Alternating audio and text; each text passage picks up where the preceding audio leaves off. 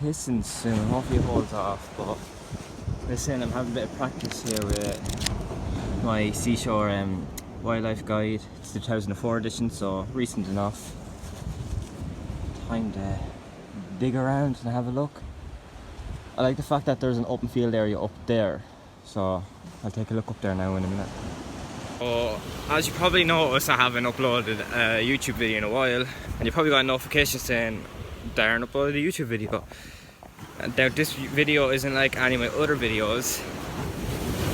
As you can probably tell already, it's not really going to be about pigeons or birds or that. That's something I want to actually talk about. Speaking of, as you all probably know, that I am currently studying in Scotland animal and conservation biology, but that means I have less time for birds and pigeons, and now I have to do more time studying. Part of my course is being able to identify species, or learning how to identify species, invertebrates, vertebrates, plants, whatever the hell, animals, mammals, you name it. And yeah, so today I'm actually on Courtown Beach in Ireland with my Seashore ID guide, and that's what most of my videos are going to be from now on.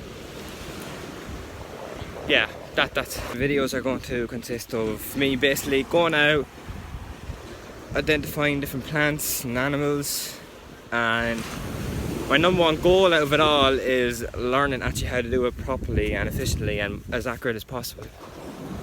You know, so if I do make some mistakes, keep in mind that I am only a student, I'm still learning this, and all these videos I'm making are in my free time as such, or slash study time, because it is kind of a physical practice of studying. So yeah, hopefully bird videos, pigeon related videos will be back soon, but at the moment they're not going to be. So enjoy the rest of this video of me trying my hardest to identify various species along the Irish coast on the beach, Courtown. It's March, it's going to come into spring, probably not the best time of the year, you know, winter's just passing by. So God knows what else going, you know, even talk about plant life, let's just ignore insects and other invertebrates for a minute. And other vertebrates as well, but straight into March. I just want to see a bit of action, lads. Give me something. I'm more interested in vertebrates and mammals and all that crack, you know, animals basically. This one I said it starts off easy, don't worry, this book is waterproof, so it is, but sea lettuce, otherwise known as Ulva lactuca, and here it is here.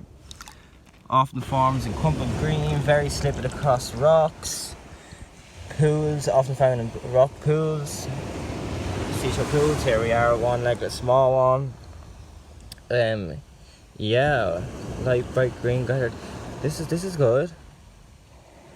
Okay, when out of the water, fronds collapse into it, limps in an unattractive state. Right, well, let's test that. Yeah. Yeah. Okay. Well, here we go. I identified a bit of seaweed there, a bit of algae, Ulva lactuca. Fun fact, actually, this is one of the seaweeds that come up on one of my exams there last semester. Okay, let's go. Don't worry, this book is waterproof. Okay, we're back again with a bit of more seaweed. Now, this is very dry. It is dead. I don't know if you can see it now. I'm trying to see, was that once upon a time green or not? Air pocket's still intact though. Right, so I'm stuck right now at the moment between this species and this species. I just gonna have to do a closer evaluation on this stuff first before. See, this is the thing, lots of species, you know, across any sort of taxonomic group are similar to each other, and there's little tiny key characteristics that like distinguish them from each other. So yeah, I'm going to do a quick bit of reading here and I'll find out for you. I can confirm it is not the red seaweed, as it says here that has one large cell body and the rest of it kind of diverge out of that cell body. As for this is mani, clearly seen here, and it comes back to this, the dulce. So where is it? Right here. So it is found across rocks, typically above a kelp area, or sometimes it's found in kelp zone. Lots of kelps around here. This is actually edible and tastes like salt, which is quite fascinating. But yeah, there's our second seaweed. What I'm doing is I'm literally scanning my way through these rocks, up and down, forward, backwards, and left to right. As I said earlier, it is March, you know, we're only coming into the spring, we're just over the winter. Even look at the vegetation itself, you know, it doesn't even have leaves yet, if you look at the trees. So yeah, I don't know what I was expecting, to be honest. It wasn't much, but listen, I'll keep pushing forward and see what else I come across. It's mainly going to be seaweed, I have a feeling, but yeah, here we go. So straight away I can see this is a very rocky area, and the first place I'm obviously going to look down is in between the rocks. Now the darker it be, I personally think that there'd be a higher chance in finding some sort of species, or even the deeper it is. Now,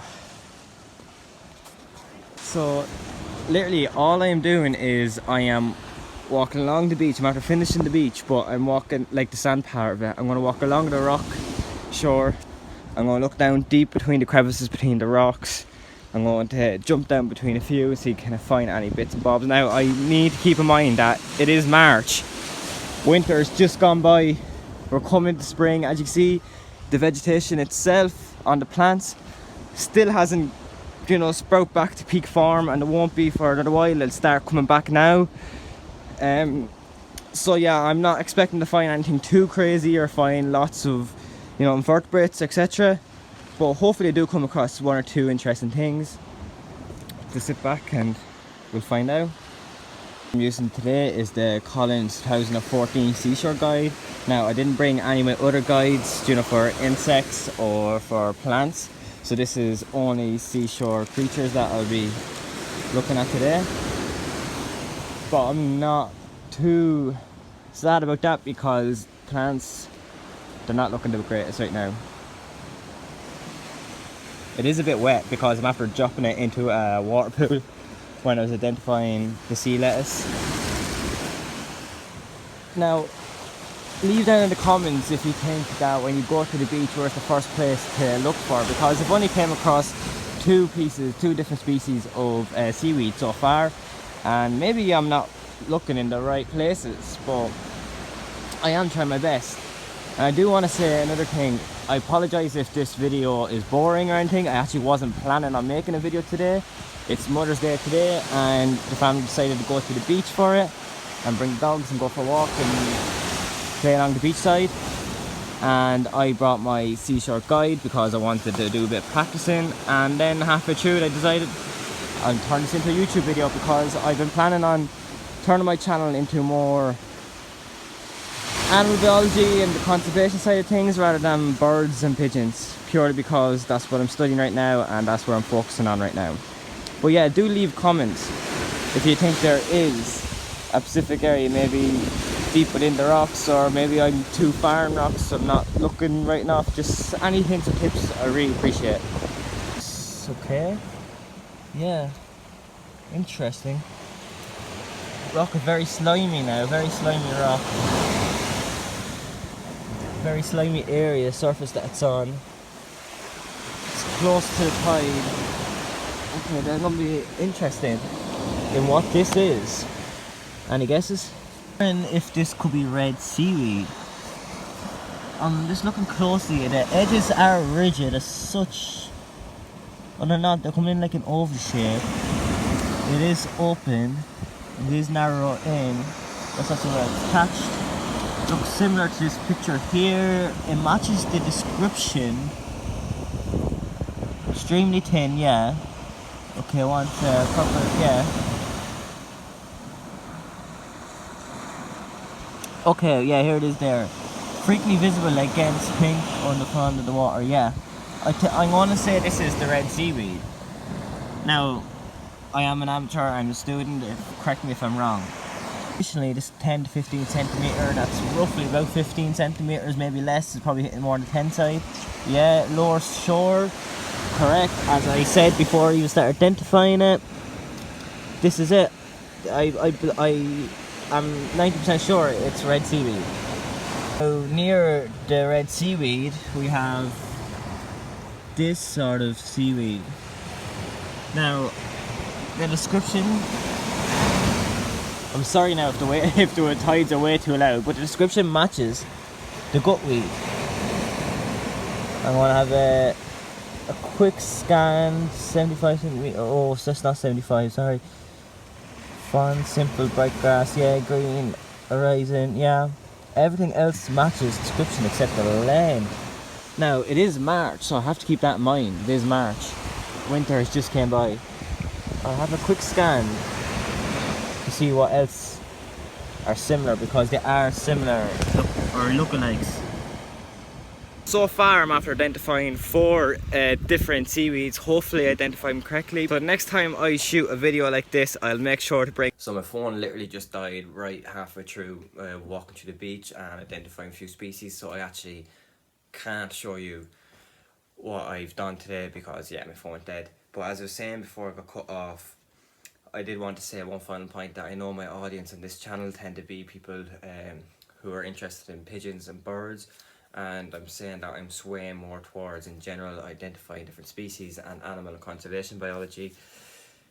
So this video, very butchered, you know, wasn't put together greatly, apologies for that, but it's a quick introduction to show you what I have in store for the future. Yeah, and that's pretty much it. I thought this was waterproof, and I think one of the first species that I identified in it, the sea lettuce, that's when I realised it actually isn't waterproof. So just a heads up that this isn't actually waterproof. I actually have to go and dry it out right now. But yeah, hopefully you stick around and watch my channel and see me explore new areas on this channel. And if you're new to it, hit the subscribe button and like. Come along for the journey, for the adventure. But I will say, the next time I shoot videos like this, identifying different species, I will make sure that I have my notes with me, any other books that I need, any lecture notes that I have from college, any research that I've done in my own time, and I'll bring along with me, and hopefully I can give you a good, you know, descriptive rundown of what I found, what I'm looking at. Really quickly, I want to touch on what actually wildlife guide I used today. I know I briefly mentioned it, but it's the Collins Wildlife. I think this one, I thought it was 2004, but it says this issue was published in 2016. So that's the one I used today. And the ones I'll be using in the future, I have a few of them here. These recent ones are the ones that I tend to use. And obviously I have this one here as well. This is the Collins again. Common wildflowers, garden birds, wildflowers, insects, British wildlife, trees, insects again, birds and wildflowers again. And that's just birds as well. So they're the books that I will be using in the future.